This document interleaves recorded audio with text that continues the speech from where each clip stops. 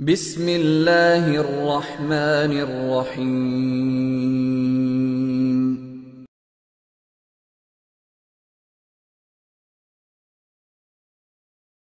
الحمد للہ نحمده ونستعینه ونستغفره ونؤمن به ونتوکل علیہ ونعوذ باللہ من شرور انفسنا ومن سیئات اعمالنا من يهده الله فلا مضل له ومن يضلل فلا هادي له ونشهد أن لا إله إلا الله وحده لا شريك له ونشهد أن سيدنا ومولانا محمدا عبده ورسوله أما بعد فأعوذ بالله من الشيطان الرجيم بسم الله الرحمن الرحيم يا أيها الذين آمنوا أطيعوا الله وأطيعوا الرسول وأولي الأمر منكم فإن تنازعتم في شيء فردوه إلى الله والرسول إن كنتم تؤمنون بالله واليوم الآخر ذلك خير وأحسن تأويلا اللهم صل على محمد وعلى آل محمد كما صليت على إبراهيم وعلى آل إبراهيم إنك حميد مجيد اللهم بارك على محمد وعلى آل محمد كما باركت على إبراهيم وعلى آل إبراهيم إنك حميد مجيد۔ نام محمد سے دلوں کو سرور ملتا ہے، نام محمد سے دلوں کو سرور ملتا ہے، نگاہ فکر کو تازہ شعور ملتا ہے۔ نصیب کیسا بھی ہو واسطہ احمد کا دیکھے، نصیب کیسا بھی ہو وسیلہ محمد کا دیکھے، خدا سے جو بھی مانگیں ضرور ملتا ہے۔ معزز علماء کرام، میرے نہایت واجب الاحترام بزرگوں، مسلک اہل سنت والجماعت سے تعلق رکھنے والے نوجوان دوستوں اور بھائیوں، ہمارا آج کا یہ پروگرام درس قرآن کے نام پر ہے۔ میں نے اسی عنوان کی مناسبت سے پارہ نمبر 5 سورۃ النساء کی ایک آیت کریمہ تلاوت کی ہے۔ اللہ رب العزت مجھے اس آیت کا مفہوم سمجھانے کی توفیق عطا فرمائے، بات سمجھ آئے تو حق جل مجدہ قبول کرنے کی توفیق عطا فرمائے۔ میں کسی بھی علاقہ میں جلسہ پروگرام کے لیے جاؤں تو میری بہت بڑی خواہش ہوتی ہے کہ اس علاقے کے پولیس کے ایجنسوں کے انتظامیہ کے کچھ افراد میرے بیان میں تشریف لائیں، یہ میری خواہش ہوتی ہے، اور میں اہل علاقہ سے کہتا ہوں بھی ایسے حضرات کو لاؤ، میرا بیان اور میری گفتگو سنیں، میرا لٹریچر اور میری کتابیں پڑھیں۔ اس کی وجہ کیا ہے؟ ایک دنیا میں ضابطہ یہ ہے کہ جب بندہ کسی کو سنتا ہے تو ذہن اور ہوتا ہے، اور جب کسی کے بارے میں سنتا ہے تو ذہن اور ہوتا ہے۔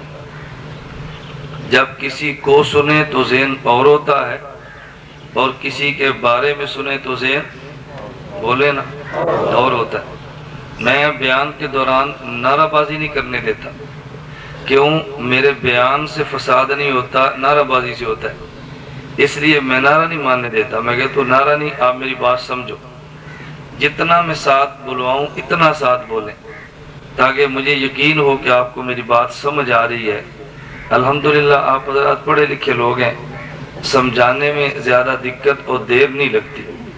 میں عرض کر رہا تھا، جب کوئی انسان کسی کو سنتا ہے تو ذہن اور ہوتا ہے، اور جب کسی کے بارے میں سنتا ہے تو ذہن اور ہوتا ہے۔ کیونکہ مجھے لوگ کم سنتے ہیں، میرے بارے میں زیادہ سنتے ہیں۔ مولانا الیاس گومن صاحب راجن پور میں آئیں گے، حالات خراب ہو جائیں گے۔ یعنی پورے ملک میں حالات خراب نہیں ہیں تو راجن پور میں کیوں خراب ہو جائیں گے؟ مولانا الیاس گھومن کو روکو، میں کو پیشہ ور مولوی ہوں، میں تو اپنے گاؤں کا نمبردار ہوں، ذمہ دار ہوں، میری جائیداد اور دولت ہے، ڈیرا بنا کر بیٹھا ہوں، میں کوئی پریشان تو نہیں ہوں کہ میں در در پہ بھیک مانگنے کے لیے جاتا ہوں۔ اللہ کا اتنا کرم ہے کہ میں جتنا شکر ادا کروں کم ہے۔ میں گزارش کرتا ہوں کہ ہم ایک درد اور مسلک کو لے کر جاتے ہیں، اور حیران کن بات یہ ہے کہ میرا اور آپ کا عقیدہ ایک ہے، ہمارا اور آپ کا تھانے والوں کا عقیدہ ایک ہے، یہ پورے ملک کا نظام ہے، لیکن ہمارے جانے پر ایک پروپیگنڈا ہوتا ہے، یوں ہوگا۔ میں نے کہا بھی کچھ بھی نہیں ہوگا۔ رات ڈیرہ خاجی خان میں اتنا بڑا جلسہ تھا، یہ جو آپ بیٹھے اس کا 10واں حصہ بھی نہیں ہے، وہاں تو کچھ بھی نہیں ہوا، تو یہاں کیسے کچھ ہوگا؟ آج میں ایک بھی جلسہ صبح کر کے آیا ہوں، کچھ بھی نہیں ہوا، ابھی بھی کچھ نہیں ہونا، شام پھر کچھ نہیں ہونا۔ اللہ میں بات سمجھنے کی فرمائے، جب کوئی بندہ کسی کے بارے میں سنے تو ذہن اور ہوتا ہے، اور جب کسی کو سنے تو ذہن اور ہوتا ہے۔ ذرا اس اصول کو سمجھنے کے لیے ایک دو مثالیں سمجھیں۔ نبی کریم صلی اللہ علیہ وسلم کے دور میں ایک بوڑھی خاتون مکہ چھوڑ کر جا رہی تھی۔ رسول اکرم صلی اللہ علیہ وسلم نے اس بوڑھی اماں کی گٹھڑی اپنے سر پہ رکھی۔ اماں جان کدھر جانا چاہتی ہو؟ فرمایا بیٹا مکہ سے باہر فلاں جگہ پہ۔ رسول اکرم صلی اللہ علیہ وسلم نے گٹھڑی اٹھائی اور چل دیے۔ جب اپنی منزل تک ماں پہنچی، حضور نے وہاں چھوڑا اور واپس تشریف لانے لگے۔ تو بوڑھی اماں جی کہنے لگی بیٹا دیکھو تم نے میرے اوپر احسان کیا ہے، میں تمہیں ایک نصیحت کرتی ہوں، مکہ میں رہنا لیکن ایک شخص جس کا نام محمد ہے اس کے قریب نہ جانا صلی اللہ علیہ وسلم۔ پوچھا اماں جی کیوں؟ اس لیے کہ وہ آبائی دین سے امت کو توڑ رہا ہے۔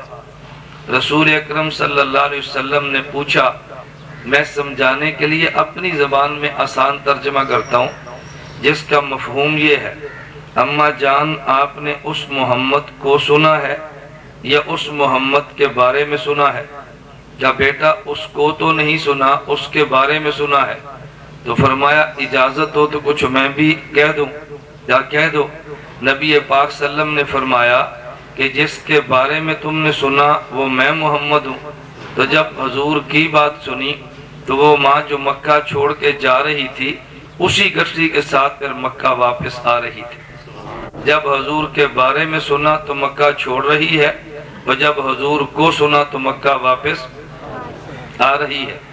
ہمارے امام اعظم نعمان بن ثابت ابو حنیفہ رحمہ اللہ تعالی کوفہ سے چلے تو مکہ مکرمہ گئے۔ امام صاحب ہر سال حج کے لیے تشریف لے جایا کرتے تھے۔ امام باقر موجود تھے۔ حضرت امام اعظم ابو حنیفہ نے امام باقر رحمت اللہ علیہ کو سلام کیا۔ حضرت امام باقر نے جیسے جواب دینا چاہیے ویسے خوش چہرے کے ساتھ جواب نہیں دیا۔ حضرت امام اعظم ابو حنیفہ رحمہ اللہ نے پوچھا، حضرت جیسے توقع مجھے تھی آپ نے یوں جواب نہیں دیا، کوئی مجھ سے ناراضگی ہے؟ فرمایا تیرے بارے میں نے کچھ سنا ہے۔ امام صاحب نے فرمایا میرے بارے میں تو آپ نے سنا ہے، حضرت کبھی آپ نے مجھے بھی سنا ہے؟ کہا نہیں تجھے تو نہیں سنا، تیرے بارے میں بہت کچھ سنا ہے۔ فرمایا ایک دو باتیں میں عرض کر سکتا ہوں؟ امام باقر نے فرمایا ضرور۔ حضرت امام اعظم ابو حنیفہ فرمانے لگے آپ نے میرے بارے میں کیا سنا ہے؟ فرمایا میں نے سنا ہے کہ تو حدیث کے خلاف قیاس کرتا ہے، حدیث کو چھوڑ دیتا ہے اور قیاس کو لے لیتا ہے۔ امام ابو حنیفہ فرمانے لگے میں آپ سے پوچھتا ہوں اگر کوئی آدمی فوت ہو جائے اور پیچھے اس کا بیٹا اور بیٹی ہو تو وراثت میں عقل یہ بات کہتی ہے اور میرا قیاس یوں کہتا ہے کہ بیٹے کو وراثت میں حصہ 1 گنا دو اور بیٹی کو 2 گنا دو، کیونکہ بیٹا طاقتور ہے کما لے گا، بیٹی کمزور ہے کہاں جائے گی؟ تو قیاس کہتا ہے کہ بیٹے کو 1 گنا اور بیٹی کو 2 گنا دو۔ لیکن آپ کے نانا جی پہ اترنے والے قرآن میں ارشاد ہے کہ نہیں تم نے بیٹے کو 2 گنا دینا ہے اور بیٹی کو 1 گنا دینا۔ تو دیکھو میں نے قیاس کو چھوڑ دیا ہے آپ کے نانا جی کی وجہ سے۔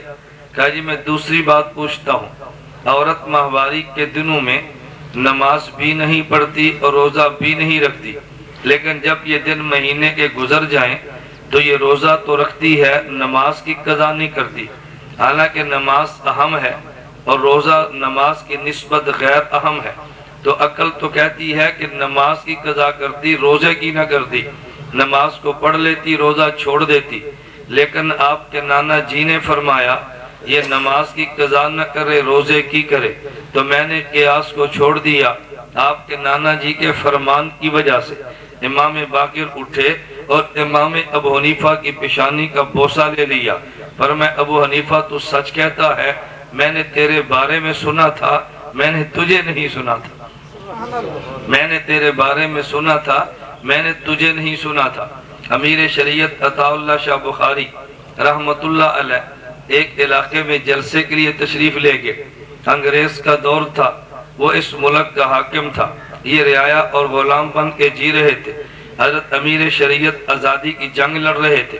امیر شریعت عطا اللہ شاہ بخاری رحمت اللہ علیہ اس علاقے میں گئے، انگریز نے چال یہ چلی، کچھ نوجوانوں کو تیار کیا کہ تم نے شاہ جی کے جلسے کو ناکام کرنا ہے۔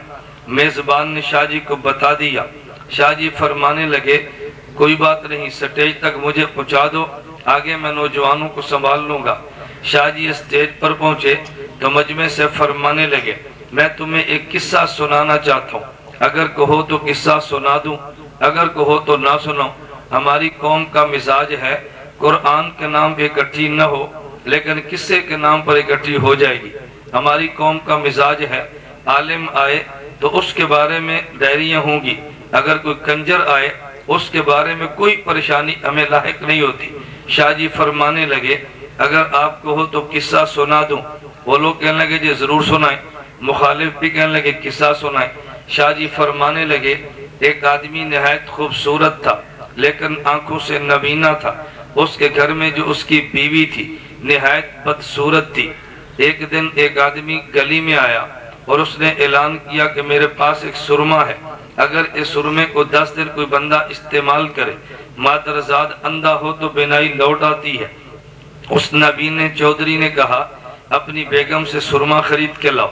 وہ جب عورت باہر گئی تو سرمے والے کو بلایا اور بلا کر کہنے لگی یہ سرما کتنے کا ہے؟ اس نے کہا جی 1 روپے کا ہے۔ کہا یہ 10 روپے لو اور اس بستی کو چھوڑ دو۔ 10 روپے دیے اور بستی سے دوڑا دیا۔ واپس آ کر کہنے لگی وہاں تو کوئی بھی نہیں تھا، وہ تو ایک پاگل اعلان کر رہا تھا۔ اس نے کہا کیسی بات کہتی ہو؟ اس نے کہا چودھری تو بتا، کبھی مادرزاد اندھا بھی ٹھیک ہوتا ہے؟ یہ مذاق پاگل کر رہا تھا، وہ دوڑ گیا ہے۔ شاہ جی فرمانے لگے اس عورت کے علم میں تھا اگر اس کو سلائیاں مل گئی، بینائی لوٹ آئی تو مجھے اپنے گھر میں کون رکھے گا؟ تو انگریز کو علم ہے اگر شاہ جی نے سرما لگا لیا، ان کی بینائی لوٹ آئی تو مجھے کون رکھے گا؟ اس لیے انگریز کہتا ہے کہ میں سرمے کی سلائی نہ دوں، اگر اجازت دو 2 سلائیاں ڈال دوں۔ لوگوں نے کہا جی ڈال دیں۔ پھر امیر شریعت نے قرآن شروع کیا تو فجر ہو گئی، پھر قرآن شروع کیا تو فجر ہو گئی۔ آپ یقین فرمائیں، اللہ گواہ ہے، میری بات کو محسوس نہ فرمائیں، جو حضرات میرے یہاں جاتے ہیں اچھی طرح جانتے ہیں، اور ہمارا تو اللہ کا شکر ہے بہت بڑا طبقہ آپ کے سامنے بیٹھے ہیں، علماء ہیں، یہ کسی مالی مجبوری کی وجہ سے دین نہیں پڑھتے، اس کو اللہ کا حکم سمجھ کے دین پڑھتے ہیں۔ خدا گواہ ہے ہم کبھی نہیں چاہتے ملک میں فتنہ ہو، ہم کبھی نہیں چاہتے ملک ٹکڑے ہو، ہم کبھی نہیں چاہتے ملک میں فرقہ واریت ہو۔ خدا لعنت بھیجے اس پر جو ملک میں فرقہ واریت کی بات کرتا ہے، خدا لعنت بھیجے اس پر جو ہمارے پاکستان کو توڑنے کی بات کرتا ہے۔ آپ اتنا تو سمجھا کرو یہ توڑنے والا کون ہے، اتنا تو سمجھا کرو یہ ٹکڑے کرنے والا کون ہے، اتنا تو سمجھا کرو یہ ملک کے امن کو برباد کرنے والا کون ہے۔ کم از کم اس پر تو بندے کو سنجیدگی سے غور کرنا چاہیے۔ آپ توجہ میری طرف رکھیں، اس پر سنجیدگی سے غور کریں۔ ہمارے پورے ملک میں جب سارے لوگ رفع الیدین کے بغیر نماز پڑھتے ہیں، ایک بندہ کہے گا تمہاری نماز نہیں ہوتی تو فتنہ تو اس نے پھیلایا ہے۔ اب اگر سعودیہ میں چلے جاؤ، وہ اگر رفع الیدین کر لے اور ہم وہاں جا کر کہیں رفع دین نہ کرو، اگر تم نے کیا تو نماز نہیں ہوگی۔ مجھے ایمان سے بتاؤ حکومت سعودیہ مجھے وہاں کھلے عام پھرنے دے گی؟ اس نے کہنا تو نے ملک میں فساد بچایا۔ تو میں تو گورنمنٹ سے کہتا ہوں اس پورے ملک میں بغیر رفع الیدین کے نماز ہے، جو یہ کہ رفع الیدین نہ کرو نماز نہیں ہوتی، یہ فتنہ پھیلاتا ہے، اس کو باہر نہ رکھو، اس کے جیل میں رکھو تاکہ ملک میں فرقہ واریت پنپنے ہی نہ۔ کہتے نہیں اس کو تقریر کرنے دو، تم اپنا مسئلہ نہ سمجھانا۔ میں نے کہا یار یہ کیسے ہو سکتا ہے کہ میں اپنا مسئلہ بیان نہ کروں؟ ہم اپنا مسلک تو بیان کریں گے، میری بات کو توجہ سے سمجھو۔ ایک ہوتا ہے اپنے عقیدے کو بیان کرنا، ایک ہوتا ہے دوسرے پر اٹیک کرنا، ایک ہوتا ہے اپنے مسئلے پہ دلیل دینا، ایک ہے دوسرے کی دلیل پر اعتراض کرنا۔ کتنا فرق ہے۔ مثال کے طور پہ بات سمجھاتا ہوں، میں ہوں، مجھ سے پوچھے کہ مولانا صاحب آپ کی برادری کیا ہے؟ میں کہتا ہوں جی گھمن۔ کوئی بندہ پوچھے یار یہ کون سی قوم ہے؟ اب ظاہر ہے میں اس کے فضائل تو بتاؤں گا نا، میں نقص تو بیان نہیں کروں گا، نہیں بھئی یہ ایسے ہوتے ہیں ایسے ہوتے ہیں۔ اب اس کے پر کوئی بندہ ناراض ہو جائے، یار عجیب آدمی ہے، دیکھو راجن پور میں آ کے اس نے بلوچوں کی توہین کر دی ہے۔ میں نے کہا میں توہین نہیں کی، آپ کی قوم اپنی جگہ پر ٹھیک، میں نے تو بتایا کہ میں کیوں ہوں، میں نے یہ بتایا اس پر تم تنقید سمجھو تمہارا قصور ہے، میں نے تنقید تو ذرہ بھی آپ کے اوپر نہیں کی۔ میں یہ بات کہتا ہوں، ایک ہوتا ہے اپنے باپ کی بات کرنا، اپنے قبیلے کی بات کرنا، اپنے خاندان کی بات کرنا، ایک ہوتا ہے دوسرے کو گالیاں دینا۔ میں خدا کی قسم اٹھا کر کہتا ہوں دیوبند والے کسی کو گالی نہیں دیتے، جو کسی کو گالی دیتا ہے اس کا دیوبند والا مزاج ہی نہیں ہے۔ نہ کسی کے اکابر کو گالیاں دیتے ہیں، نہ شخصیات کو گالیاں دیتے ہیں، اپنا عقیدہ بیان کرتے ہیں، اور اپنے عقیدے کو بیان کرنے کا ہمیں حق ہے۔ اس کو نہ حکومت پاکستان منع کرتی ہے، نہ پاکستان کا آئین اور قانون منع کرتا ہے۔ مسجد میں بیٹھے ہیں، سپیکر اندر کا لگا کے بیٹھے ہیں، اپنی عوام کو مسئلہ سمجھا رہے ہیں۔ میں نے تو یہ نہیں کہا بھی اہل حدیث کو لاؤ ہماری تقریر سنیں، میں تو اپنوں کہتا ہوں بھی تم آؤ اور میرا بیان سنو تاکہ تمہیں پتہ چلے ہمارے مسلک پہ دلائل کتنے مضبوط ہیں۔ آج میری جی خان صبح بیان کر رہا تھا، میں نے کہا بھی ہم سروزہ ماہانہ لگاتے ہیں، ماہانے سروزے پر دلیل بھی دیتے ہیں، جو نہیں لگاتا ہم اس پر اعتراض تو نہیں کر رہے۔ کوئی بندہ پوچھے جی آپ نے سروزے پر دلیل کیوں دی ہے؟ میں نے کہا تو مجھ سے پوچھے گا سروزہ کیوں لگایا تو دلیل میں دوں گا، لگاتا جو ہوں۔ ایک بندہ پوچھے جی آپ نے چلے پر دلیل کیوں دی ہے؟ جب چلہ لگاتے ہیں دلیل بھی تو دیں گے نا۔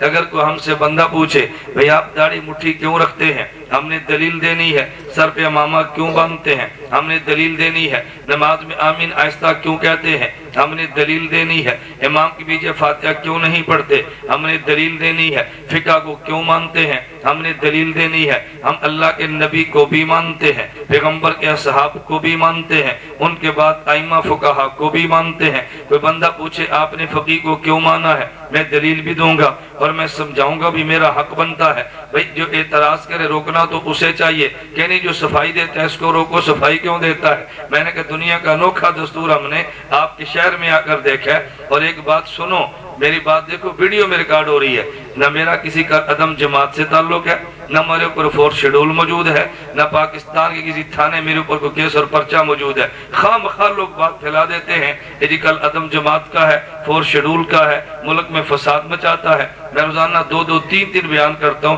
آج تک فساد نہیں مچا۔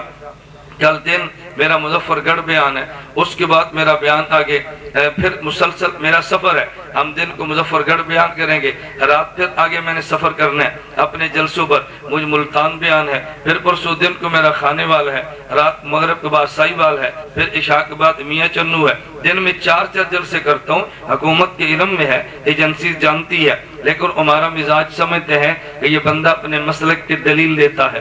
امارات میں ہر سال جاتا ہوں، دبئی حکومت نے مجھ پر پابندی نہیں لگائی، سعودیہ میں سال میں 2 بار جاتا ہوں، بیانات ہوتے ہیں، ہم پر پابندی نہیں لگی۔ اللہ کے بندو تو میرے ملک والے مجھ پر کیوں لگاتے ہیں؟ شکوہ تو مجھے کرنا چاہیے اور شکوہ آپ کو ہوتا ہے۔ میں آپ کا مہمان ہوں اور مہمان کو سنبھالنا تو میزبان کا حق ہوتا ہے۔ مہمان تو مخالف آ جائے تب بھی دروازے کھول دیتے ہیں، اور میں تو مخالف نہیں، آپ کا موافق ہوں، آپ کے عقیدے کی بات کرتا ہوں۔ اللہ میں بات سمجھنے کی توفیق عطا فرمائے۔ خیر میں نے عرض یہ کیا کہ میں نے درس قرآن کے حوالے سے ایک آیت پڑھی ہے، یہ تو میں تمہیداً بات سمجھا رہا تھا کہ آپ کے ذہن میں ہو ہم آ کر کیا کرتے ہیں۔ کوئی ہمارے بارے میں غلط میسج کرے، قصور اس کا ہے، غلط بات پھیلائے، قصور اس کا ہے، غلط پمفلٹ پھیلائے، قصور اس کا ہے۔ ہم اپنے عقیدے پر دلائل دیتے ہیں اور انشاءاللہ دلائل دیں گے، انشاءاللہ اپنے مسلک کو بیان کرتے ہیں، اپنے مسلک پر دلائل بھی دیں گے۔ اور آج تک پورے ملک میں، میں ذاتی اس لیے کر رہا ہوں، ہم نے پورے ملک میں کبھی بھی قانون ہاتھ میں نہیں لیا۔ کسی ضلع میں اگر پابندی غلط فہمی سے لگ بھی جائے، میں کہتا ہوں میں جلسے پر نہیں آؤں گا، پابندی کھلوا لے پھر آؤں گا۔ میں اپنی پولیس سے کیوں لڑوں؟ مجھے سمجھ نہیں آتی۔ بھئی ان کو غلط فہمی ہوئی، ڈی پی او صاحب کو پتہ نہیں تھا، کسی نے غلط اطلاع دی، وہ تو مجھے شخصاً نہیں جانتے، وہ منع کر دے۔ میں کہتا ہوں ان کو جا کر ملو اور صاحب کو سمجھاؤ کہ نہیں بھئی تمہیں کسی نے غلط اطلاع دی ہے، ہمارے بیان کو ریکارڈ کر لو، جا کے بیان کو سن لو، کبھی غلط فہمی پیدا نہیں ہوگی۔ دعا کریں اللہ رب العزت ہمارے ملک کی حفاظت فرمائے۔ دنیا کے کافر کو کھٹکتا ہے تیرا ملک، وہ نہیں چاہتا مسلمان محفوظ رہے، لیکن انشاءاللہ محفوظ رہے گا۔ اس کے خون میں 6-7 لاکھ مسلمانوں کا، اس کی بنیاد میں 6-7 لاکھ مسلمان کا خون موجود ہے۔ اللہ اس کی ضرور حفاظت فرمائے گا۔ میں نے اپنا مسلک بیان کرنے کے لیے اور درس قرآن کے عنوان پہ ایک آیت پڑھی ہے، آپ نے اس کو سمجھنا ہے۔ ہم قرآن بھی مانتے ہیں، ہم حدیث بھی مانتے ہیں، ہم فقہ بھی مانتے ہیں، تینوں چیزوں مانتے ہیں، اور تینوں پر دلیل کیا ہے؟ تینوں پر دلیل اللہ کا قرآن ہے۔ قرآن کا تذکرہ بھی قرآن میں، حدیث کا تذکرہ بھی قرآن میں، اور فقہ کا تذکرہ بھی قرآن میں۔ تینوں چیزیں قرآن میں موجود ہیں، لیکن حکم یہ ایمان والوں کو ہے۔ فرمایا یا ایھا الذین آمنوا، جو لوگ ایمان لائے ہیں، اطیعوا اللہ، تم نے خدا کی بات ماننی ہے، واطیعوا الرسول، تم نے پیغمبر کی بات ماننی ہے، وَأُولِي الْأَمْرِ مِنْكُمْ، اور تم نے فقہاء کی بات ماننی ہے۔ اللہ کی بات کو کتاب کہتے ہیں، اور پیغمبر کی بات کو حدیث کہتے ہیں، اور فقہاء کی بات کو فقہ کہتے ہیں۔ فقہاء کی بات کو فقہ کہتے ہیں، اللہ کی بات کو قرآن کہتے ہیں، پیغمبر کی بات کو حدیث کہتے ہیں، اور فقہاء کی بات کو، بولو نا، فقہاء کی بات کو فقہ کہتے ہیں۔ میں ذرا مزید آسانی کے لیے اور سمجھانے کے لیے یوں کہوں گا، کلام خداوندی کا نام قرآن ہے، اور جو قرآن کی شرح پیغمبر فرمائے اس کا نام حدیث ہے، اور حدیث کی جو شرح فقہاء فرمائے اس کا نام فقہ ہے۔ اگر قرآن کی شرح نبی نہ فرمائے امت کو سمجھ نہیں آتی، اگر حدیث کی شرح فقہاء نہ فرمائے تو پھر بھی امت کو سمجھ نہیں آتی۔ اگر قرآن سمجھنا ہے تو شرح اللہ کے پیغمبر کریں گے۔ اور عجیب بات یہ ہے، میری اور تیری کیا مجال ہے، ہم تو اجمی عجم کے بیٹے ہیں۔ اصحاب پیغمبر جو مادر ذات عربی تھے، باپ بھی عربی ہے، ماں بھی عربی ہے، قوم و قبیلہ بھی عربی ہے، اور عرب کے رہنے والے ہیں۔ کئی بار ہم نے ایسے بھی پڑھا ہے، صحابہ کرام رضی اللہ عنہم اجمعین کو اگر اللہ کے نبی نے قرآن نہیں سمجھایا تو ان کو بھی سمجھ نہیں آیا، پیغمبر نے سمجھایا تو سمجھ آیا ہے، کیونکہ اللہ قرآن میں یوں فرماتے ہیں وَأَنزَلْنَا إِلَيْكَ ذِكْرَ لِتُبَيِّنَ لِلنَّاسِ مَا نُزِّلَ إِلَيْهِمْ، کہ میرے پیغمبر قرآن ہم نے آپ کو دیا ہے، تو قرآن کا معنی بھی امت کو آپ نے دینا ہے، نبی کے ذمے الفاظ بھی دینا ہے، اور نبی کے ذمے قرآن کا معنی بھی بیان کرنا ہے۔ میں 2 مثالیں دیتا ہوں، ایک مثال تو آپ نے سنی ہے اور ممکن ہے بعضوں نے نہ سنی ہو، اور ایک مثال جو آپ نے نہیں سنی۔ میں دونوں مثالیں دیتا ہوں۔ نمبر 1 مثال جو بڑی معروف ہے، قرآن کریم کی آیت اتری ہے، قرآن کریم نے فرمایا کہ دیکھو رمضان مبارک کے مہینے میں جب صبح صادق ہوتی ہے، جب قرآن کریم نے کہا فلاں وقت تک کھاؤ اور فلاں وقت تک پیو، تو قرآن کریم نے یوں کہا کہ کلو وشربو، تم کھا بھی سکتے ہو اور پی بھی سکتے ہو، لیکن کب تک؟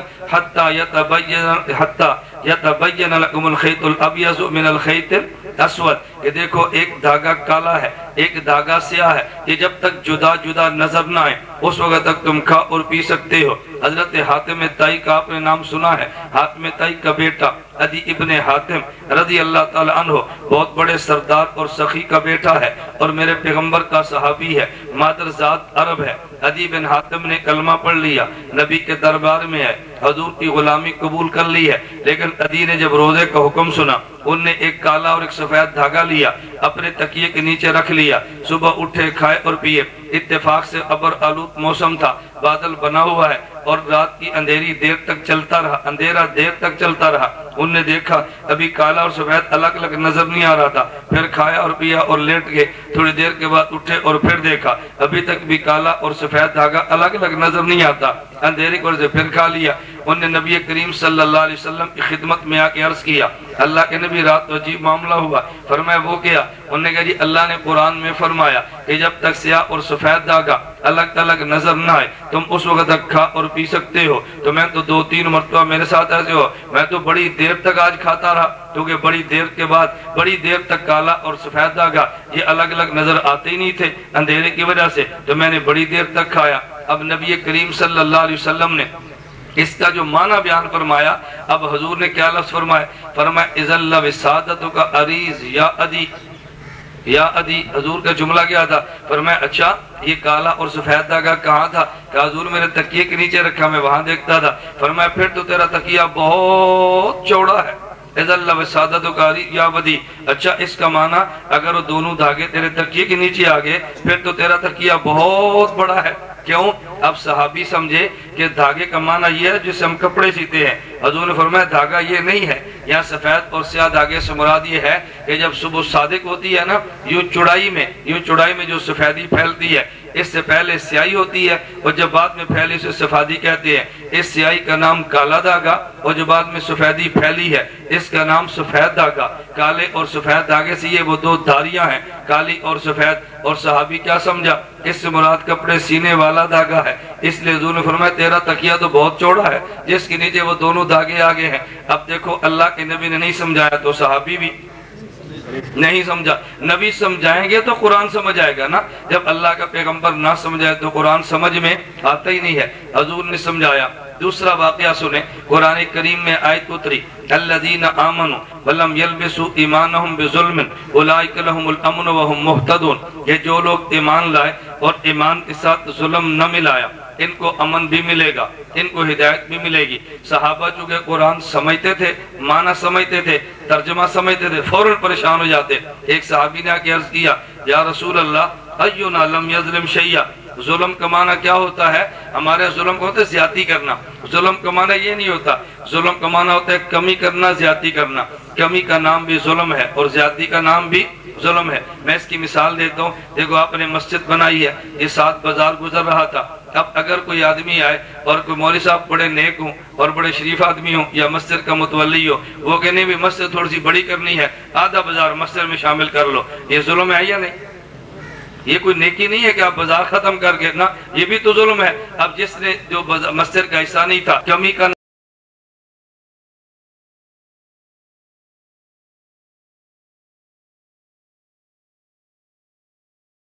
نام بھی کمی کا نام بھی ظلم ہے۔ تو میں سمجھا رہا تھا عربی زبان میں ظلم کا معنی ہے کمی اور زیادتی کرنا۔ صحابی سمجھتے رہے کہ ظلم کا معنی یہ ہے، بڑے پریشان ہوئے، کہا یا رسول اللہ اینا لم یظلم شیئا، ہم میں سے کون سا وہ بندہ ہے جو ظلم نہیں کرتا؟ کمی اور کوتاہی تو ہر انسان سے ہو ہی جاتی ہے۔ اس کا معنی یہ ہوا ہمیں امن بھی نہیں ملے گا، ہمیں ہدایت بھی نہیں ملے گی، کیونکہ قرآن نے کیا شرط لگائی؟ الذین آمنوا ولم یلبسوا ایمانہم بظلم، جو بندہ ایمان لائے اور ساتھ کمی بیشی نہ کرے اسے امن اور ہدایت ملتا ہے۔ تو صحابی کہتے ہیں حضور کمی بیشی تو ہم سے ہو جاتی ہے، ظلم تو ہم نے کر لیا، اس کا معنی ہمیں امن نہیں ملے گا، ہمیں ہدایت نہیں ملے گی۔ اللہ کے نبی صلی اللہ علیہ وسلم فرمانے لگے یہاں ظلم کا معنی وہ نہیں جو تم سمجھے ہو، یہاں ظلم کا معنی اور ہے۔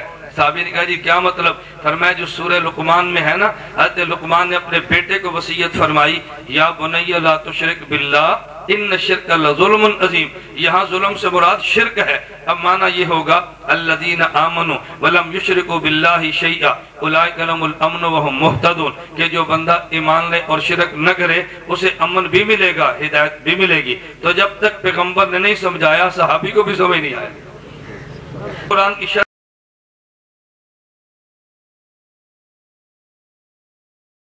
کہہ رہے ہیں نا، اس شرح کا نام حدیث ہوتا ہے۔ ہم یہ کہتے ہیں اللہ کے پیغمبر سے شرح کراؤ۔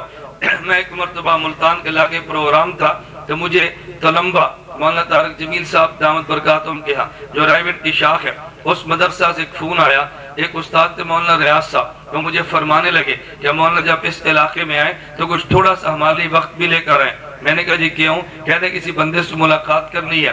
میرا ملتان کا جمعہ تھا، میں رات کو لمبے میں آ گیا، رات وہاں ٹھہرا اور صبح اس بندے کی ملاقات کے لیے چلے گئے۔ یہ بڑا سننے والا واقعہ۔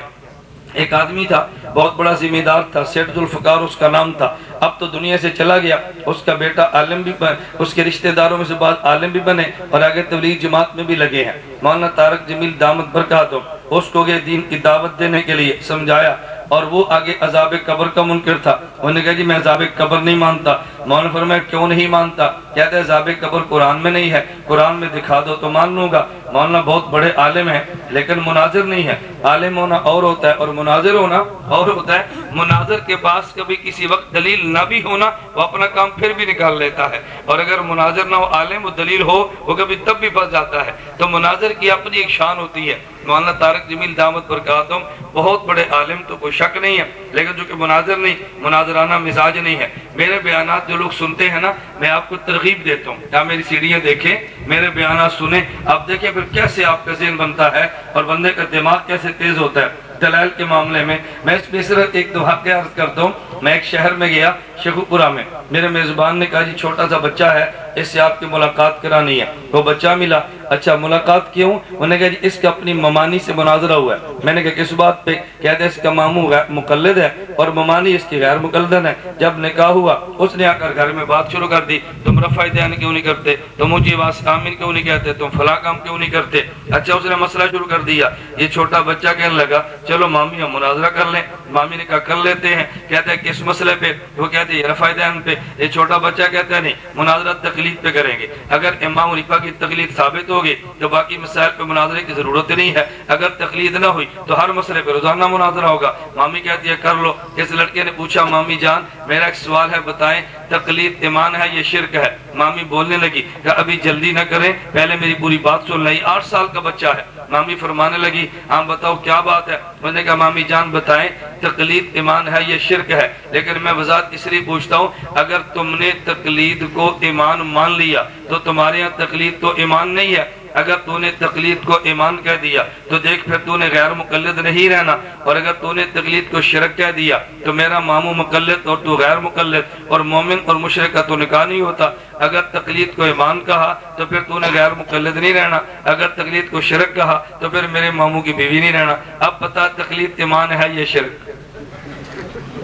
اب بتا تقلید ایمان ہے یا شرک؟ اب نہیں چھوڑیں, اب پھنس گئے. پہلے شوق سے 3 طلاق دے دیں گے اور جب بیوی جاتی ہے اور پچھلی راتیں یاد آتی ہیں تو پھر کہتے ہیں کہیں سے فتویٰ لے لو, اس کو جانے نہیں دینا.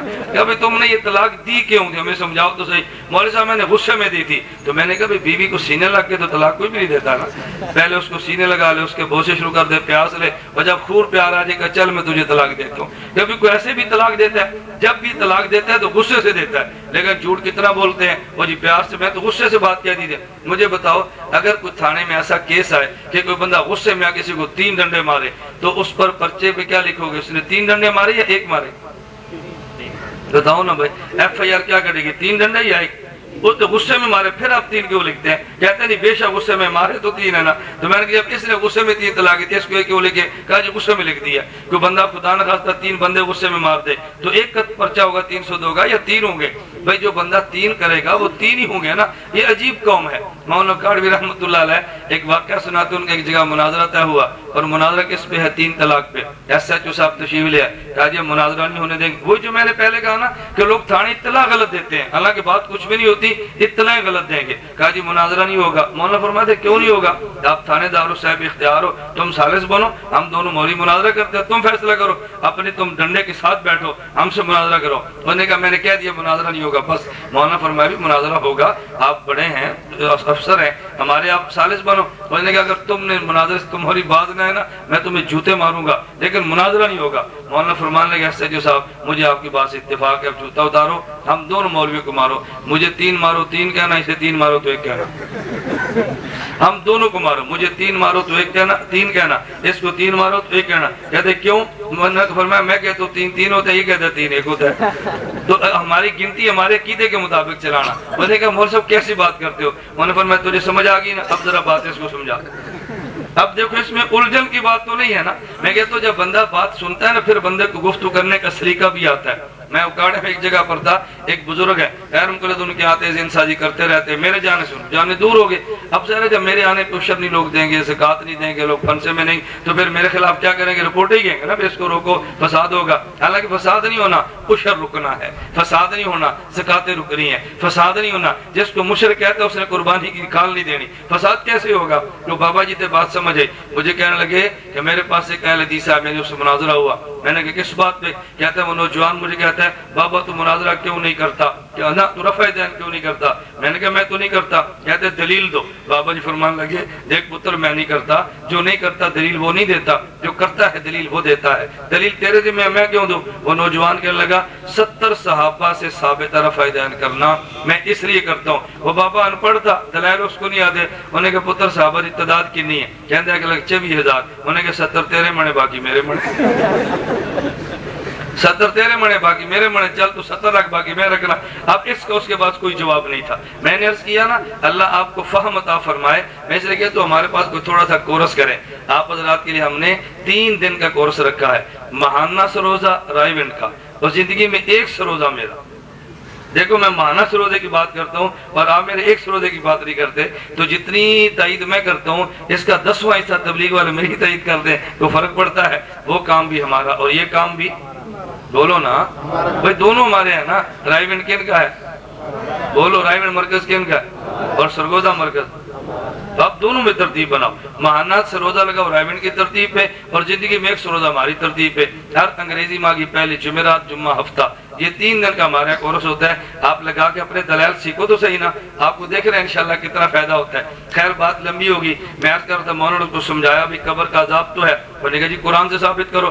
مولانا فرماتے بھی ہر مسئلہ قرآن میں نہیں ہوتا, اس کی تفصیل حدیث میں ہوتی ہے. نماز 5 فرض ہے, قرآن میں 5 کا لفظ نہیں ہے. نماز فرض ہے, قرآن میں ہے. اور رکعتیں کتنی ہیں؟ حدیث میں ہے. قرآن میں زکوٰۃ فرض ہے, 40واں حصہ حدیث میں ہے. قرآن میں حج کیا کرو, حج کا طریقہ حدیث میں ہے. تفصیلات تو حدیث میں ہوتی ہے. تو دیکھا میں نہیں مانتا, سب جھوٹ کا پلندہ ہے, بس مجھے قرآن پیش کرو. میرے ساتھ چلا گیا.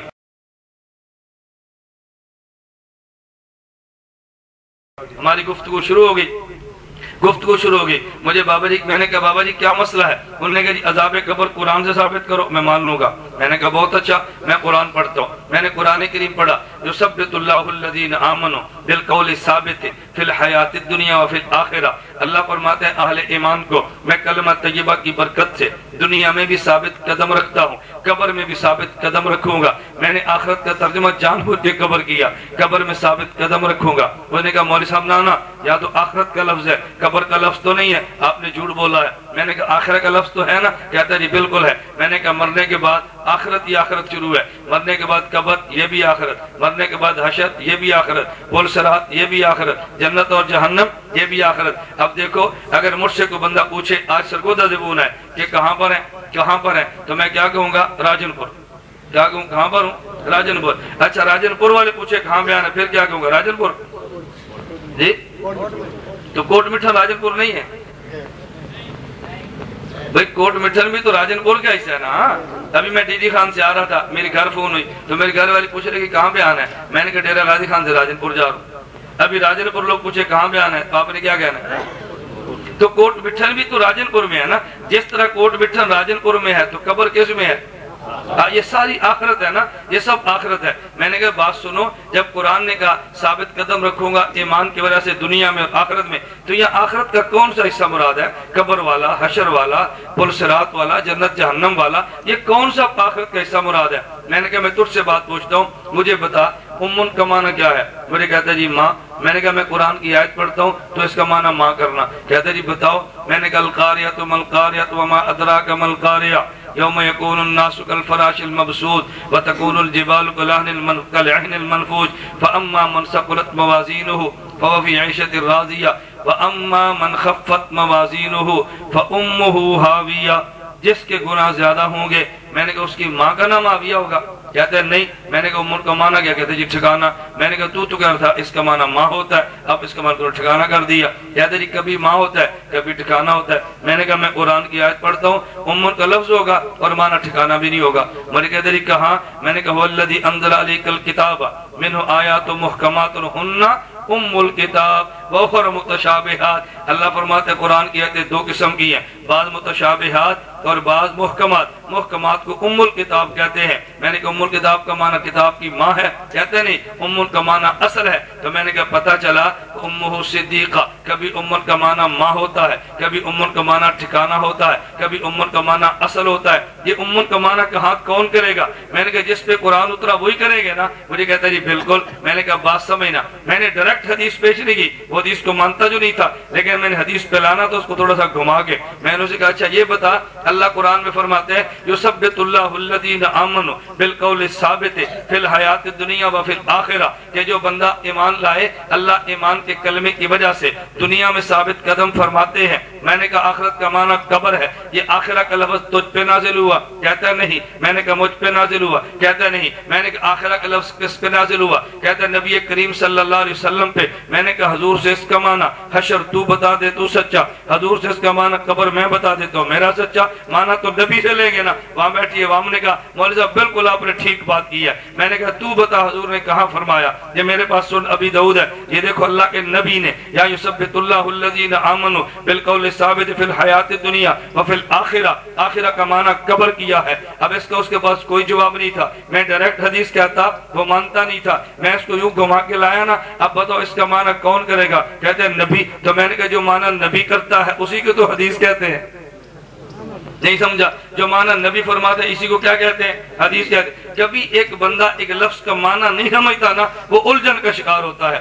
آج لوگ کہتے ہیں تقلید نہیں کرنی، تقلید نہیں کرنی، تقلید نہیں کرنی، اور میں نے کبھی نہ کرو۔ ہم کب کہتے ہیں کرو، لیکن یہ تو بتاؤ کیوں نہیں کرنی؟ کہتے ہیں تقلید قلادہ سے، قلادہ کا معنی پٹا ہے، ہم کو جانور ہے پٹا باندھے۔ میں نے کہا تیرا قصور نہیں ہے، چونکہ تجھے تقلید کا معنی نہیں آتا اس لیے تو نہیں مانتا، اگر معنی آتا تو کبھی انکار نہ کرتا۔ میں اس کی مثال دیتا ہوں، دیہات میں حافظ صاحب ہیں۔ کون ہے؟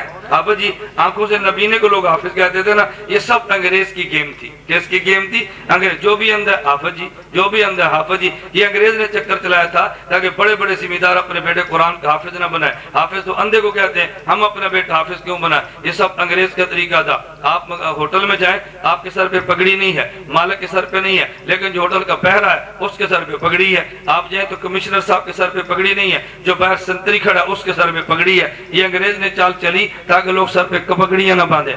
گاؤں میں دیکھو یہ 2 قلعے چوکیدار کے، 2 قلعے لوہار کے، 2 قلعے ترخان کے، 2 قلعے امام مسجد کے۔ امام مسجد کو 2 ایکڑ زمین کیوں دی ہے؟ تاکہ لوگ اپنے بیٹے کو مولوی نہ بنائیں، وہ سمجھے کہ مولوی تو کم ہی ہوتا ہے، نمبردار کو 1 مربع دیا۔ یہ سب انگریز کی چالیں تھی۔ ان میں سے انگریز نے جو چالیں کھیلی، اتنی گیمیں کھیلتا تھا۔ نبینے کو حافظ جی کہتے ہیں۔ ایک بچہ آیا، کہتے ہیں حافظ جی میری امی کہہ رہی ہمارے گھر آؤ، آگے سورہ یاسین پڑھو۔ حافظ صاحب فرمان لگے میں گھر جا کے یاسین پڑھوں گا تو امی کیا دے گی؟ انہوں نے کہا جی امی کہتی ہے میں کھیر کھلاؤں گی۔ حافظ جی فرمان لگے پتر وہ کھیر کیسے؟ مجھے تو پتہ ہی نہیں ہے۔ انہوں نے کہا جی کھیر سفید ہوتی ہے۔ حافظ صاحب نے کہا سفید کیا ہوتا ہے؟ انہوں نے کہا جیسے بگلا ہوتا ہے۔ انہوں نے کہا جی بگلا کیسے ہوتا ہے؟ انہوں نے یوں اپنا ہاتھ بنایا، حافظ صاحب کا ہاتھ پہ رکھا، یہ بگلا ہے۔ حافظ صاحب کہتے ہیں میں یاسین نہیں پڑھنی۔ کیوں؟ انہوں نے کہا یاسین پڑھوں گا پھر تیری ماں کھیر کھلائے گی اور یہ کھیر تو میرے گلے میں پھنس جائے گی۔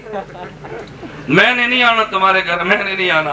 میں اس لیے آپ سے کہتا ہوں میری بات پہ ناراض نہ ہونا، خود یاسین باپ کے لیے پڑھا کرو، ہم سے نہ پڑھایا کرو۔ میں کہتا ہوں ہم سے کسی اور کی بات تم نے کہا ہمارے شہر میں آ کے ہماری تردید کرتے ہیں، میں اپنی بات کہہ رہا ہوں، خود یاسین پڑھا کرو۔ کیوں؟ آپ کے باپ سے جو آپ کو محبت ہے وہ مجھے تو نہیں ہو سکتی، جو میری ماں سے مجھے پیار ہے وہ آپ کو تو نہیں ہو سکتا نا۔ آپ دکھ درد کے ساتھ باپ کے لیے 1 مرتبہ درود پاک پڑھ دو، 1 مرتبہ، اللہ گواہ ہے تم دیکھنا کتنا فائدہ ہوتا ہے۔ حضرت شیخ زکریا رحمۃ اللہ علیہ نے فضائل درود شریف میں لکھا ہے، فرماتے ایک عورت تو اس کی بیٹی فوت ہوگی، خواب میں دیکھا کہ جہنم میں ہے اور تارکول کے اندر لپیٹ کے جہنم میں رکھا ہوا ہے۔ کچھ دنوں بعد دیکھا اس ماں نے جب میری بیٹی جنت میں سیر کر رہی ہے، ماں نے خواب میں بیٹی سے پوچھا کہ تو جہنم سے جنت میں کیسی چلے گی؟ کہتے امی جان کوئی بزرگ نیک آدمی تھے جس قبرستان میں دفن ہوں وہاں سے گزر رہے تھے، ان نے 20 مرتبہ درود پاک پڑھا اور اس قبر والوں کی ارواح کو پہنچایا۔ اللہ نے اس 20 مرتبہ درود پاک کی وجہ سے اس قبرستان کے سارے مردوں کی مغفرت کر دی، سب کو معاف کر دیا ہے۔ درود پاک کی اتنی برکت ہے، اللہ ہم سب کو توفیق عطا فرمائے۔ چلو بات چل پڑی ہے تو آپ 1 مرتبہ ساری پڑھ لیں۔ اللہم صلی علی محمد وعلی آل محمد کما صلیت علی ابراہیم وعلی آل ابراہیم انکا حمید مجید۔ اللہم بارک علی محمد وعلی آل محمد کما بارکت علی ابراہیم وعلی آل ابراہیم انکا حمید مجید۔ اور دعا بھی کرو اللہ سے ہمارے درود پاک کو نبی پاک صلی اللہ علیہ وسلم سے لے کے آج تک جتنے مسلمان دنیا سے جا چکے ہیں اللہ سب کو ان کا اجر عطا فرما دے، ہمارے اجر میں کمی نہیں آنی، ہمیں پورا اجر ملنا ہے، اللہ ہم سب کو اجر عطا فرما دے۔ خیر بات لمبی ہوگی، میں کیا سمجھا رہا تھا؟ قرآن کی شرح کون کریں گے؟ اللہ کے نبی۔ اور شرح کا نام کیا ہے؟ بولو نا، شرع کا نام کیا ہے؟ حدیث. اور جو حدیث کی شرح فقی کرے گا اس کا نام کیا ہے؟ فقہ. کبھی کبھی فقی شرح نہ کرے تو محدث کو بھی سمجھ نہیں آتی. محدث 10 لاکھ حدیثوں کا حافظ ہوگا لیکن فقی کا محتاج ہوگا شرح کرنے میں. اس پہ بھی میں اتنے مسائل عرض کروں گا نا کہ بات بہت لمبی ہوگی. میں ایک دو واقعہ عرض کرتا ہوں. ایک خاتون بوڑھی عورت شہر میں گئی اور مسئلہ پوچھا. محدث بہت بڑا ہے, محدثین سے مسئلہ پوچھا, ہمیں ایک مسئلہ تو بتاؤ. فرمایا اماں جی کیا مسئلہ ہے؟ کہا جی ہمارے یہاں خاتون فوت ہو گئی ہے, اور جس عورت نے غسل دینا وہ ناپاک بدل والی ماہواری کی حالت میں ہے, وہ غسل دے. محدث فرمانے لگے کسی حدیث میں ایسا کوئی مسئلہ نہیں ہے کہ ایسی عورت غسل دے. اس نے کہا مسئلہ تو نہیں ہے لیکن پیش آ گیا, اب بتاؤ میں کیا کروں؟ محدثین اچھے لوگ تھے, انہوں نے فرمایا کہ وہ سامنے جو فقی مفتی صاحب بیٹھے ہیں نا, جب ان سے جا کے مسئلہ پوچھو. فقی ابو سعود بغدادی بیٹھے تھے, اس بوڑھی عورت نے ان سے جا کے پوچھا حضرت آپ یہ فرمائیں عورت فوت ہو گئی ہے, جس عورت نے غسل دینا وہ ناپاک وجود والی ماہواری کی حالت میں ہے, غسل دے سکتی ہے؟ فقی فرمانے لگے ہاں بالکل دے سکتی ہے. یہ کہاں مسئلہ لکھا ہے؟ کہا جی حدیث میں لکھا ہے. محدثین نے پوچھا ماما جی مسئلہ مل گیا؟ کہا جی مسئلہ ملا. وہ بزرگ تو کہتے ہیں حدیث میں لکھا ہے. انہوں نے کہا ہم 8 لاکھ حدیث کے حافظ ہیں, کسی حدیث کے مسئلہ نہیں ہے, یہ فقی نے کیسے بتا دیا؟ جا فقی سے دلیل تو پوچھ. بوڑھی اماں گئی فقی سے دلیل پوچھی. توجہ رکھنا, اب فقی دلیل دینے لگا. کہا میں اماں جی بات سنو, نبی کریم صلی اللہ علیہ وسلم مسجد نبی میں اعتکاف میں ہوتے اور رسول اکرم صلی اللہ علیہ وسلم کی ضرورت پیش آتی سر صاف کرنے کے لیے. امی عائشہ کا حجرہ بالکل مسجد نبی کے ساتھ تھا, آج تو مسجد نبی کے اندر ہے, بالکل مسجد نبی کے ساتھ تھا. نبی پاک صلی اللہ علیہ وسلم اعتکاف کی حالت میں اپنے سر مبارک کو یوں پیچھے کر دیتے, یوں پیچھے ان کے حجرے میں کر دیتے. امی عائشہ فرماتے میں حجرے میں ہوتی, حضور مسجد میں ہوتے, سر یوں اپنی کھڑکی سے نکال لیتے, میں اللہ کے نبی کے سر کو دھوتی. وَكُنْتُ حَائِضٌ وَأَنَا حَائِضٌ, اور میں حالت میں ماہواری میں ہوتی. فقی فرمانے لگے اگر امی عائشہ رضی اللہ عنہا ماہواری کی حالت میں نبی کے سر کو دھو سکتے ہیں تو ماہواری کی حالت میں عورت میت عورت کو غسل بھی دے سکتی ہے, غسل دے سکتی ہے. دیکھو مسئلہ فقی میں موجود تو فقہ میں حدیث میں موجود تھا, لیکن کس کو نظر آیا؟ فقی کو نظر آیا. فقی کو عام بندہ نہیں سمجھتا. یا پانی موجود ہے, ہم سے پوچھے اس کے اندر کوئی چیز موجود ہے, ہم نے کہا کچھ بھی نہیں. ابھی ڈاکٹر آئے گا جو خود طبیب لگائے گا, کہتا نا نا مول صاحب اس کو نہ پینا, نا نا اس کو نہ پینا. ڈاکٹر صاحب کیا ہوا؟ کیا اس میں جراثیم جو مجھے نظر آتے ہیں وہ تجھے نظر نہیں آتے؟ اچھا ایک پانی اٹھا کے لاؤ, ہم نے عام پانی سمجھ کے پینا ہے. ڈاکٹر کہہ رہا نا یہ نہ پیو, یہ پیو. یہ کیوں پیے؟ کہتا ہے میں نے اس کو لیبارٹری میں چیک کیا, اس میں جو مقویات ہے وہ اس پانی میں نہیں ہے. تو ڈاکٹر کو نظر آگے, ہمیں نظر نہیں آئے نا. بالکل اسی طرح فقی کو جو مسائل حدیث میں نظر آتے ہیں عام بندے کو نظر نہیں آتے. ہم قرآن مانتے ہیں یہ کلام خدا بندی ہے, ہم حدیث مانتے ہیں یہ شرع اللہ کے پیغمبر نے فرمائی ہے,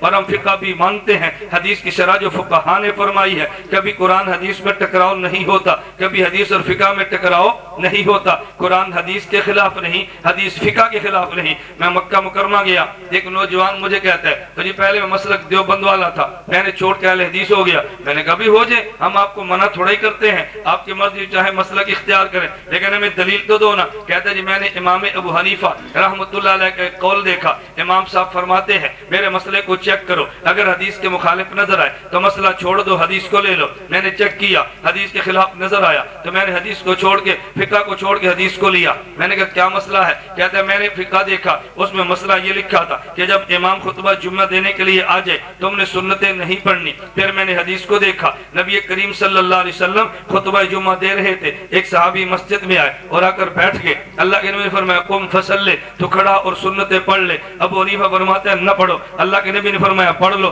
میں نے فقہ کو چھوڑ کے حدیث کو لے لیا. میں نے کہا بیٹا میری بات کو سمجھ, اگر تو امام ابو حنیفہ کا قول سمجھ لیتا تو مسئلہ چیک نہ کرتا, اگر مسئلہ سمجھ لیتا تو فقہ کو نہ چھوڑتا. نہیں سمجھے؟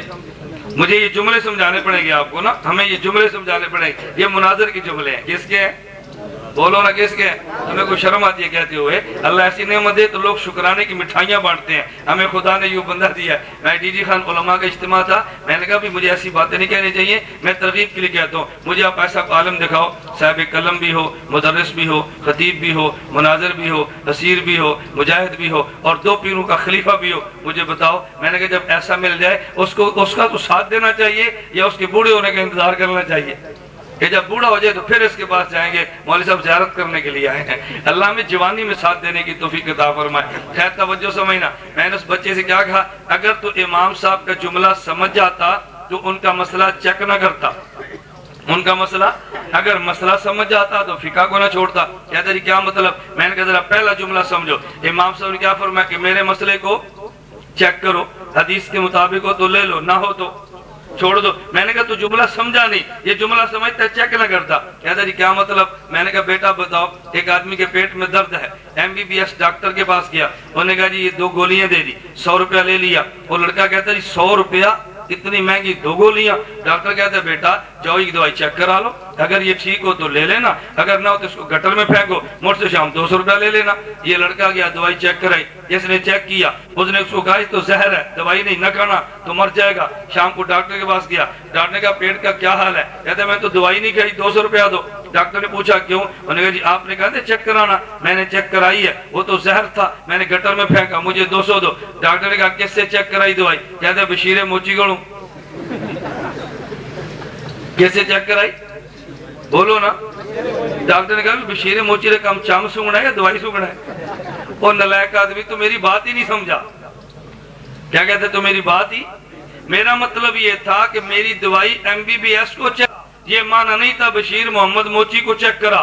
میں نے کہا میرے امام کا مسئلہ یہ نہیں تھا کہ تو چیک کر, پکوڑے بیچنے والے کو چیک کرا. میرا امام کہتا ہے میرا مسئلہ امام مالک کو چیک کرا, امام شافی کو چیک کرا, امام احمد کو چیک کرا, امام بخاری مسلم کو چیک کرا. یہ تو دیکھنا چیکر کون ہے, نہیں سمجھے؟ یہ دیکھ کے چیکر کون ہے. ایک بندہ مجھے کہتے شناختی کارڈ چیک کراؤ. میں نے کہا تو کون ہوتا ہے؟ کہتے میں پولیس والا ہوں. اچھا, میں کہتا مفتی صاحب تم بتاؤ پولیس والا ہے کہ نہیں؟ مفتی صاحب کہ میں خود مولوی ہوں, میں کیسے بتاؤں گا؟ بھائی کسی پولیس والے سے پوچھیں گے پولیس والا ہے یا نہیں, یہ بات ٹھیک ہے یا غلط ہے؟ ہم نے یہ دیکھ رہے پولیس والا ہے تو مولوی سے چیک کرائیں گے یا تھانے سے چیک کرائیں گے؟ بولو نا. تو مسئلہ مولوی کو چیک کرائیں گے, ڈاکٹر کو. مجھے ایک ساتھی کہتے ہیں ذاکر نائک کے بارے میں آپ کی کیا رائے ہے؟ میں نے کہا ذاکر نائک MBBS ڈاکٹر ہے, PhD نہیں ہے. اگر پیشاب چیک کرانا تھالی میں بند کرو, ڈاکٹر ذاکر نائک کو بھیج دو. مسئلہ چیک کرانا لفافے میں ڈالو, ہمیں بھیج دو. اب آپ کو بات یہ عجیب لگنی ہے, کیسی بات کی ہے؟ بھئی ڈاکٹر ذاکر نائک صاحب MBBS ڈاکٹر ہیں, PhD ڈاکٹر نہیں ہیں. تو MBBS ڈاکٹر کو مسئلہ چیک کراتے ہیں یا خون اور پیشاب چیک کراتے ہیں؟ بتاؤ. میں غلط کہتا ہوں تو کو تو غلط کہتا ہے, بات غلط کہتا ہوں, بولتے نہیں. بھئی آپ نے پیشاب چیک کرانا تو مدرسے میں جاتے ہو, کہاں جاتے ہو؟ لیبارٹری میں ڈاکٹر کے پاس. یہی بات تو میں رونا روتا ہوں.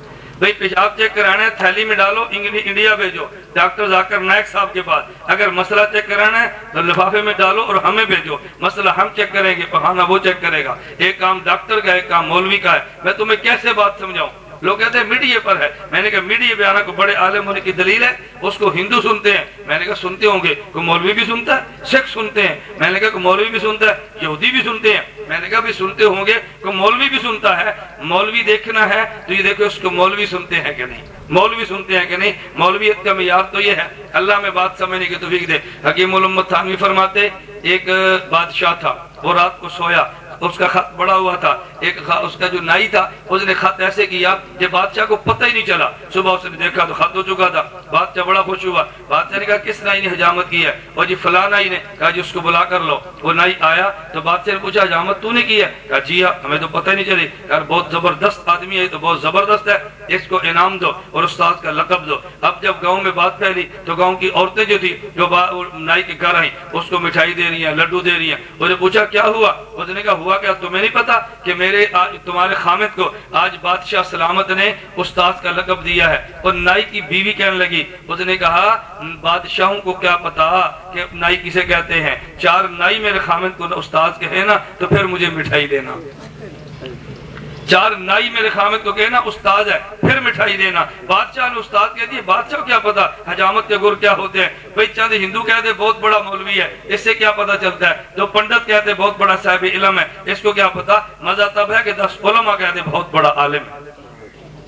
یہ بات سمجھنے والی ہے. خیر بات پھر لمبی ہوگی, میں گزارش ہی کر رہا تھا, میں سمیٹتا ہوں پھر بات پھیلتی ہے. میں نے کہا بیٹا جو نے مسئلہ جو چیک کیا, پہلے تو بات نہیں سمجھا, نمبر 2 تو مسئلہ نہیں سمجھا. مجھے کہتا ہے یہ وہ کیسے؟ میں نے کہا مسئلہ سمجھ، میں آپ سے پوچھتا ہوں۔ ایک شخص آیا، انہوں نے کہا یا رسول اللہ میں نے روزہ رکھا، بیوی کے پاس چلا گیا، کہا غلام آزاد کرو، کہا جی میرا تو غلام ہے ہی نہیں، فرمایا دو ماہ مسلسل روزے رکھو، کہا حضور بہت مشکل ہے، فرمایا 60 مسکینوں کو کھانا کھلاؤ، کہا جی میں تو غریب آدمی ہوں، حضور نے فرمایا اچھا بیٹھے ہوئے تھے، ایک اور صحابی ہے، کہا یا رسول اللہ یہ ٹوکرا کھجوروں کا ہے، یہ مدینے کے مساکین کو دے دو، بیٹھ جا، بیٹھ جاؤ، مدینے کے مساکین کو دے دو۔ اللہ کے نبی صلی اللہ علیہ وسلم نے فرمایا دے دو۔ وہ شخص کہنے لگا حضور مجھ سے بڑا مسکین ہی کوئی نہیں، فرمایا تم کھجوریں خود کھا لو، تم کھجوریں بولو نا، تم کھجوریں خود کھا لو۔ میں نے کہا آج کے دور میں بتا، اگر کوئی چیک کرو روزہ رکھے اور پھر بیوی کے پاس چلا جائے اور مسجد میں آ کر کے مولوی صاحب مجھے کھجوریں کھلاؤ، مولوی صاحب پوچھے کیوں؟ کہا جی میں نے روزہ رکھا تھا، پھر بیوی کے بجا کر توڑ دی ہے، مولوی صاحب اس کو جوتے مارو، انہوں نے کہا اللہ حضور کھجوریں کھلاتے ہیں تم جوتے مارتے ہو؟ بتاؤ ایسے بندے کو کھجوریں کھلائیں گے جوتے ماریں گے؟ بولو نا، نبی پاک صلی اللہ علیہ وسلم نے کیا کھلائیں؟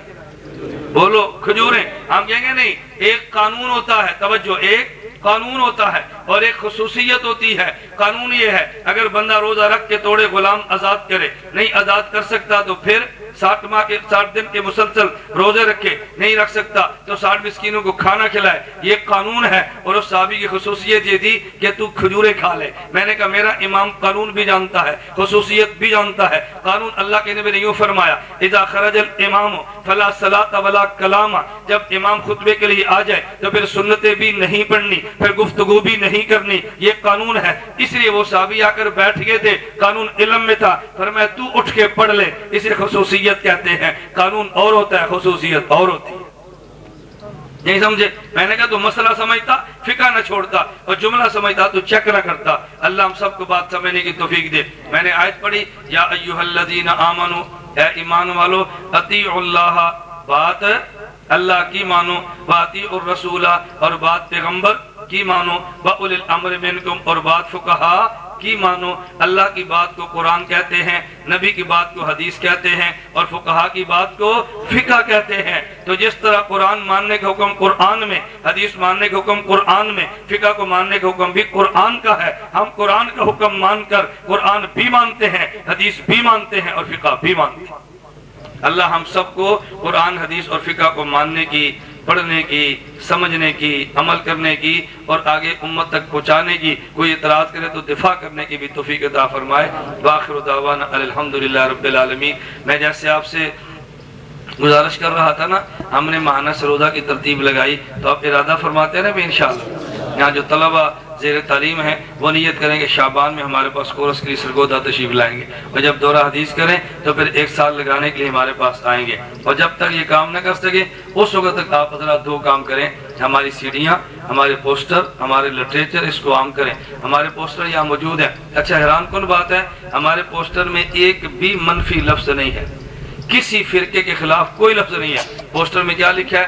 رفع یدین نہ کرنے کے دلائل، آمین آہستہ کہنے کے دلائل، امام کی بیچ فاتحہ نہ پڑھنے کے دلائل، 3 طلاق کے 3 ہونے کے دلائل، تقلید کے دلائل، عقیدہ حیات النبی صلی اللہ علیہ وسلم کے دلائل، مرد عورت کی نماز میں فرق کے دلائل۔ بتاؤ یہ فرقہ واریت ہے؟ بتاؤ بھائی، جی اس میں مجھے آپ پوچھا مولانا آپ کے والد کا نام کیا ہے؟ میں کہتا ہوں آپ شیر بات ہے، آپ کہتے ہیں دلیل دو، میں دلیل دیتا ہوں، کچھ فرقہ باز ہے، دیکھو اپنے باپ کے نام پر دلیل دے رہے ہیں۔ کوئی جس کا بیٹو میں نے بتانا ہے میں کس کا ہوں؟ ہماری نمازیں کتنی ہیں؟ 5۔ میں کہتا ہوں دلیل دو، وہ فرقہ بار ہے، دیکھو اس نے دلیل دے دی ہے۔ بھئی جب 5 پڑھتے ہیں تو 5 پہ دلیل تو دینی ہے نا، یہ کون سی فرقہ باریت ہے؟ ہم نے مخالف سے بحث نہیں کی، ہم نے اپنے دلائل پیش کر دی ہیں۔ میں علماء سے گزارش کروں گا ان کو مساجد میں لگاؤ اور ان کو فریم کرا کے رکھاؤ، ان کی حدیثوں کو نوٹ فرما لو، اپنی مسجد میں ایک نماز ایک حدیث پیش کیا کرو، سال پورا ہو جائے گا، آپ کے دلائل پورے نہیں ہونے۔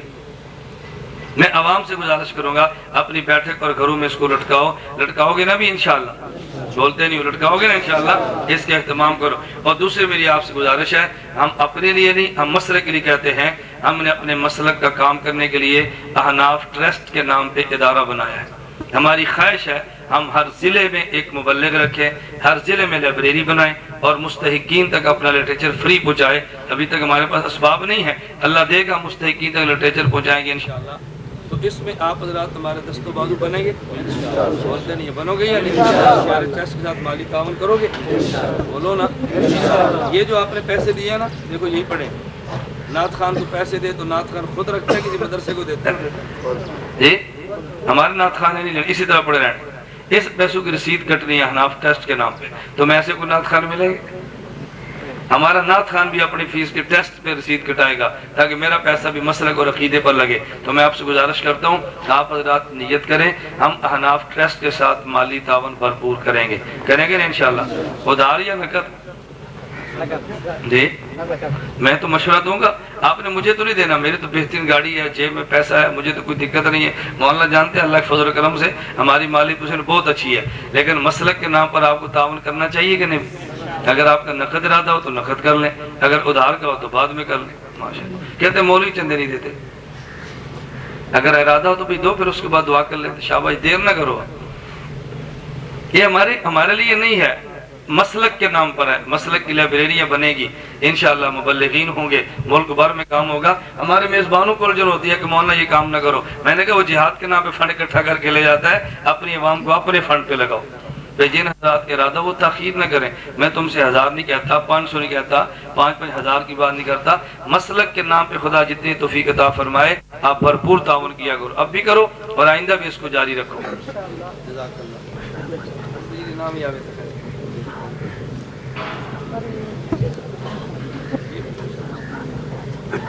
مسئلہ پوچھا میں نے کہا مفتی شاہد اکانی صاحب مسئلہ بات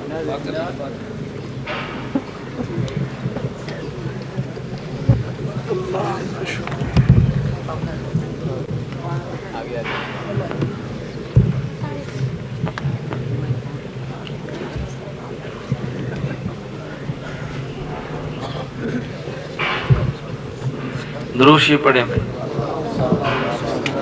الحمدللہ رب العالمین والصلاة والسلام علی رسولک وعلی آلہ اصحابہ اجمعین۔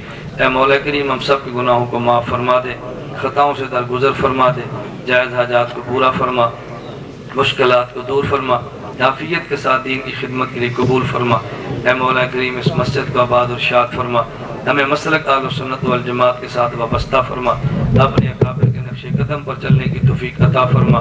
جو حضرات تشریف لائے ہیں تمام کانا قبول فرما، میرے مولا کریم ان تمام کانا قبول فرما۔ اے میرے مولا کریم ہم سب کا خاتمہ بالایمان فرما، قیامت کے دن حضور اکرم صلی اللہ علیہ وسلم کی ہم سب کو شفاعت نصیب فرما۔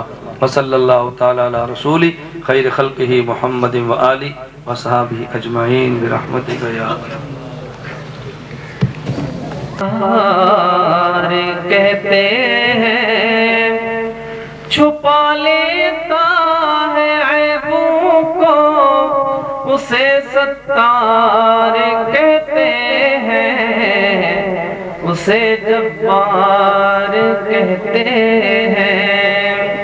وہ شاہ بادشاہوں کا خدا ہے نا خداؤں کا، وہ شاہ بادشاہوں کا خدا ہے نا خداؤں کا، اچھالے تاج شاہوں کا بھرے دامن گداؤں کا، اسے جبار کہتے ہیں، اسے قہار کہتے ہیں۔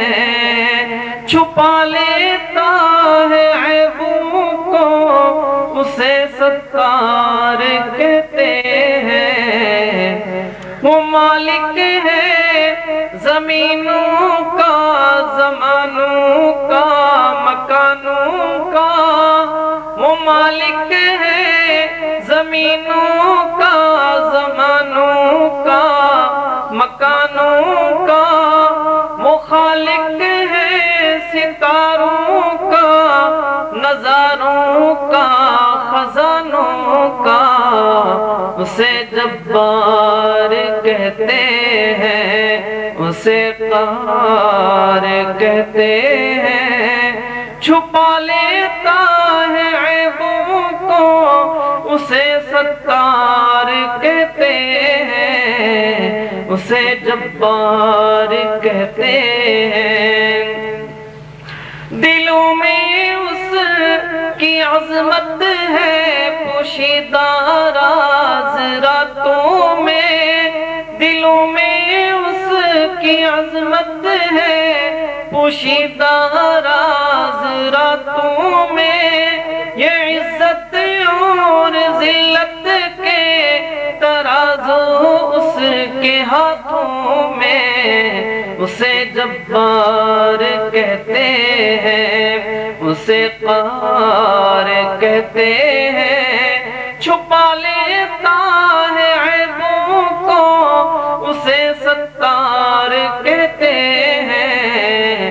اسی نے ابو حنیفہ کو فقاہت دی، ذہانت دی، اسی نے ابو حنیفہ کو فقاہت دی، ذہانت دی، اسی نے مالک و احمد شوافع کو امامت دی۔ اسے جبار کہتے ہیں، اسے قہار کہتے ہیں، چھپا لیتا ہے عیبوں کو اسے ستار کہتے ہیں، اسے جبار کہتے ہیں۔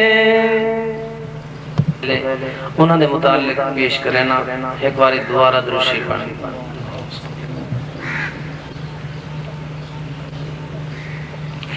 اے حق دا ہے علام و نشان گھمن، اے حق دا ہے علام و نشان گھمن، باطل نو دیتا ہے گھما گھمن، باطل نو دیتا ہے گھما گھمن، اے حق دا ہے علام و نشان گھمن، باطل نو دیتا ہے گھما گھمن، جتھے جاویں شیر میرا تیری شال خیر ہووے، جتھے جاویں شیر میرا تیری شال خیر ہووے، باطل نہ ٹھہر سکے جتھے تیرا پیر ہووے، باطل نہ ٹھہر سکے جتھے تیرا پیر ہووے، ہے کفر تے بھاری تیرا نا گھمن، باطل نو دیتا ہے گھما گھمن، باطل نو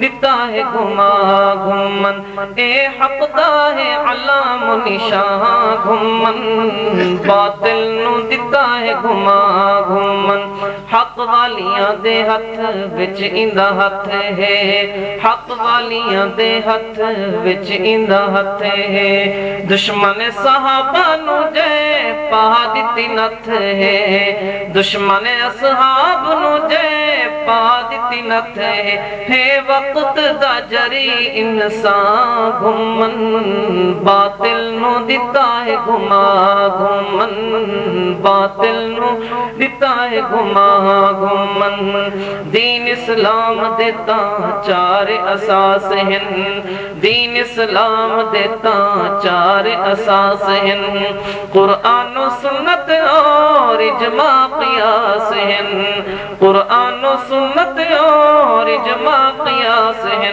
کردہ ہر جاتے اس دا اعلان گھمن، باطل نو دیتا ہے گھما گھمن، باطل نو دیتا ہے گھما گھمن، محافظ ہے سنیاں دے دین ایمان دا، محافظ ہے سنیاں دے دین ایمان دا، ملک کوئی نہیں پا سکتا گھمن دشان دا، ملک کوئی نہیں پا سکتا گھمن دشان دا، ہے سنیاں دا سچا، ہے سنیاں دا رہبر، ہے سنیاں دا سچا سلطان گھمن، باطل نو دیتا ہے گھما گھمن، باطل نو دیتا ہے گھما گھمن، اے حق دا ہے علام و نشان گھمن، باطل نو دیتا ہے گھما گھمن، مقصود حنفی نے لکھا